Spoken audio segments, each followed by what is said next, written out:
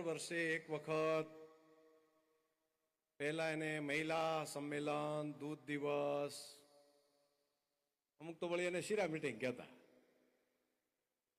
અને દર વર્ષે આપણે ત્યાં ચાલે છે માતાઓ બહેનોનું જે આ સંગઠન, બહેનોનું આ ઓર્ગેનાઇઝેશન, બહેનોના પુરુષાર્થનું આ પરિણામ, એની દર વર્ષે આ મીટિંગ થાય અને એમાં સૌથી વધારે દૂધ ઉત્પાદન કરેલા હોય એવા આ વિસ્તારના બહેનોનું સન્માન, જાહેરમાં સન્માન થાય. અને હમણાંથી થોડા સમયથી તો આપણે કાર્યક્રમ એ રીતે કર્યો કે સ્ટેજ ઉપર પણ અમારા ડિરેક્ટર સાહેબોએ કીધું કે બહેનોને બેસાડો, અને આ અમારા નિયામક મંડળે નિર્ણય કર્યો બહેનો આત્મવિશ્વાસ બને, એ બધાની વચ્ચે વાત કરતા થાય. અને એવા આજના કાર્યક્રમની અંદર આપણી બનાસની બહેનોને, આપણી દીકરીઓને, આપણી માતાઓને, સૌથી વધારે દૂધના વ્યવસાયની અંદર કામ કરતા બહેનોનું સન્માન કરવાનો જે કાર્યક્રમ છે, અને ત્યાં આપણા ડેપ્યુટી મુખ્યમંત્રીશ્રી અને બનાસ જિલ્લાની આ ધરતીના સંતાન એવા માન્ય હર્ષભાઈ સંઘવીજીને અમે નિમંત્રણ આપ્યું, અને તે આગળ આપણી બનાસની બહેનોને સ્વાગત સન્માન માટે અહીંયા ઉપસ્થિત રહ્યા. એટલા માટે એમનો પણ આભાર માનું છું, અને આપણે પણ એમને સ્વાગત કરીએ, એક વખત અભિનંદન આપતું સ્વાગત કરીએ. આ સન્માન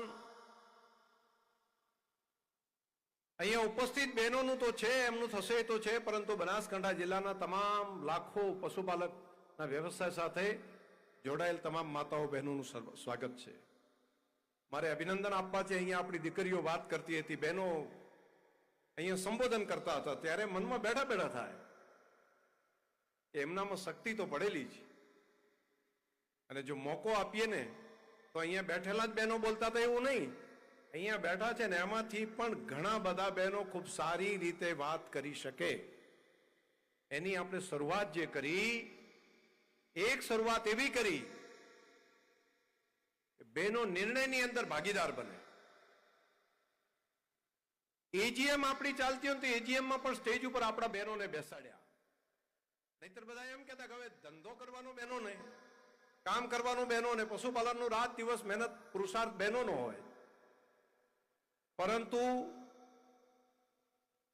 ઇન્વોલ્વમેન્ટનો જ્યારે સવાલ આવે ત્યારે સ્ટેજ ઉપર આખા સ્ટેજમાં અમૃતભાઈ, અરગોનભાઈ, લગભગ આપણે બધા બેઠા હોઈએ, બાકી કોઈનો વારો આવતો નહીં. એના બદલે માતાઓ બહેનો એજીએમમાં પણ બેસતા થયા.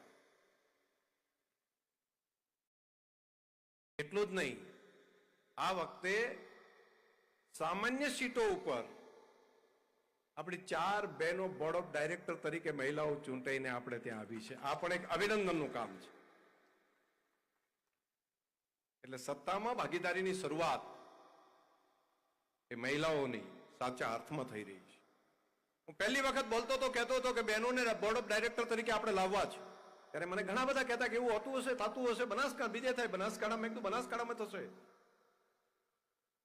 અને અત્યારે એટલા અમારા બોર્ડ ઓફ ડાયરેક્ટરની સાથે અમારા બોર્ડની અંદર આવીને ઝીણું અભ્યાસ કરીને એ બહેનો, મહિલાઓ માટેના ખૂબ સારા સૂચનો પણ કરે છે, અને એના અમલ પણ થઈ રહ્યા છે.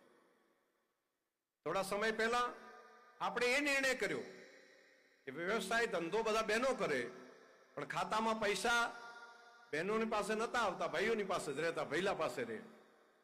તો આપણે બહેનોના ખાતા ખોલાવવાનું ચાલુ કર્યું, અને અત્યારે માતાઓ બહેનોના ખાતાની અંદર નાણાં આવતા છે, એમના ખાતામાં પૈસા આવતા થયા. તો બહેનોએ માત્ર પોતાનો વિચાર ના કર્યો, એમણે કરકસર કરીને પોતાના દીકરા દીકરીને ભણાવવાનું કામ કર્યું, અને દીકરા દીકરીને ભણાવીને આગળ વધારવા માટેનું કામ કર્યું, જેને કારણે કરીને આ બનાસકાંઠા જિલ્લાના દરેકે દરેક જ્ઞાતિ સમાજમાંથી દીકરા દીકરીઓ ભણી ગણીને આગળ વધવા માંડ્યા.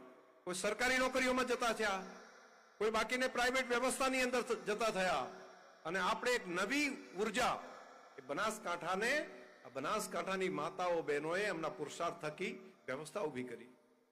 આ એક નવી ક્રાંતિ છે. અને હવે એક નવી ક્રાંતિ કરવા માટે ભારત સરકાર જઈ રહી છે. આવતીકાલથી કરી અને 18મી તારીખ સુધી ભારતની સંસદમાં એક નવું બિલ પાસ થવા જઈ રહ્યું છે, જેનો સુધારા સાથે મૂકી રહ્યા છે મોદી સાહેબ. એની અંદર લોકસભામાં અને વિધાનસભામાં 33% બહેનોને અલગ સીટો આપવા માટેનો નિર્ણય થઈ રહ્યો છે કે બહેનો માટે માત્ર મહિલાઓ જ લડી શકશે. આવો એક ઐતિહાસિક નિર્ણય ભારત સરકાર કરવા માટે જઈ રહી છે. આવતીકાલથી કરીને પરમ દિવસ સુધીમાં આ એક ભારત દેશની ખૂબ મોટી ક્રાંતિ છે. મહિલા સશક્તિકરણ માટેની ક્રાંતિ છે અને એ વખતે માતા બહેનોએ તૈયાર થવું પડશે. અહીંયા આજે દીકરીઓ પણ અહીંયા સ્ટેજ ઉપર આવીને બોલતા થયા છે, વાતો કરતા થયા છે, એ પણ એક અભિનંદનીય છે. આવતીકાલ ઉજળી થાય એના માટેનું વાત છે. જે ઘર ચલાવી શકે છે એ દેશ પણ ચલાવી શકે છે. શક્તિ બહેનોની અંદર રહેલી છે. આજથી કેટલાક સમય પહેલા દીકરી જન્મતી ત્યારે એને દૂધ પીતી કરી દેતા, દૂધના તપેલાની અંદર ડુબાડી દેતા અને એને કહેતા શું થયું? તો કે દૂધ પીતી કરી છે. એ તરફડીને મૃત્યુ પામે. આ પરંપરા પણ આપણે ત્યાં હતી. રાજા રામ મોહન રાયજી અને એમણે આહલેખ ચગાવી અને દૂધ પીતી પ્રથાની સામે એમણે શરૂઆત કરી. ના ના, ન કરાય, આ તો પાપ ગણાય. તો બધા કે ના ના, દીકરીને દૂધ પીતી કરે એમાં શું પાપ?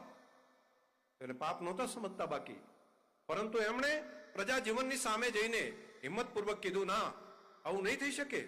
દીકરીને જન્મવાનો પૂરો અધિકાર છે, એને દૂધ પીતી ન કરી શકાય. એવી જ એક પ્રથા સતી પ્રથા હતી કે પતિ મૃત્યુ પામે તો એની પત્નીને પણ અગ્નિ ઉપર ચડાવી દેતા અને બધા લોકો કહેતા આ તો સતી થઈ ગઈ છે. એમ કીધું ના ના, આવું ન થાય. જીવતી જીવ બેનને સળગાવી ન દેવાય.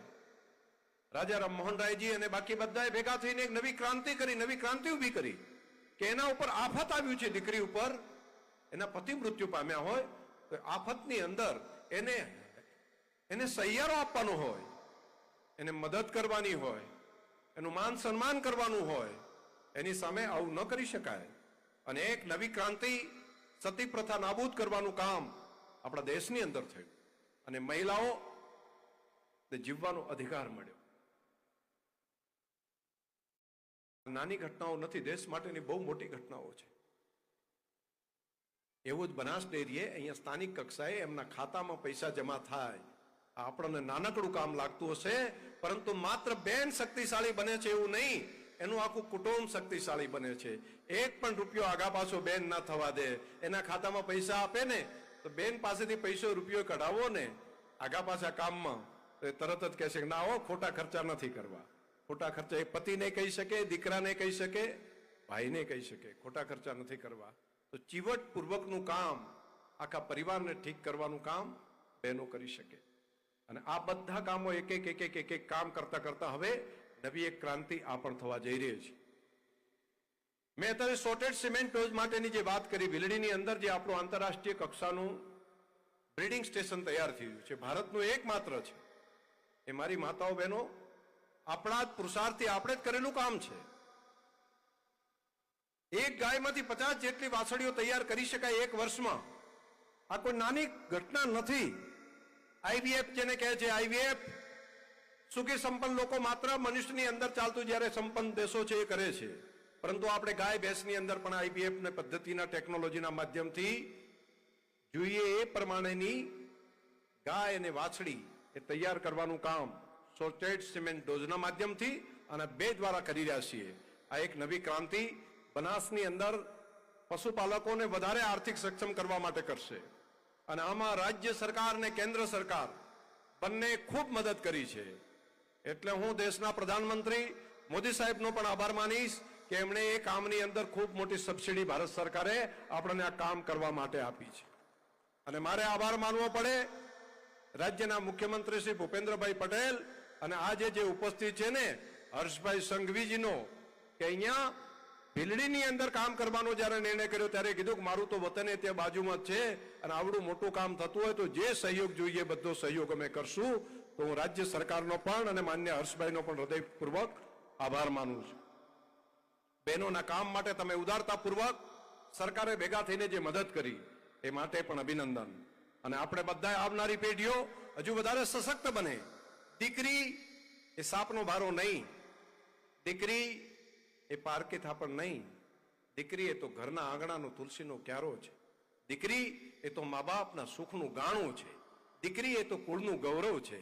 આ વાતને આપણે પ્રસ્થાપિત કરવા માટે શિક્ષણના માધ્યમથી આપણે આ કામને આગળ લઈ જઈએ. આપણે બધા એક થઈને આ કામને પ્રગતિની દિશામાં કામ કરીએ. અહીંયા તમને વૈજ્ઞાનિકો જે માહિતી આપી, ડોક્ટરોએ જે માહિતી આપી, એ પણ વાતો ઝીણી ઝીણી વાતો છે, પણ જીવનમાં ઉતારવા જેવી છે.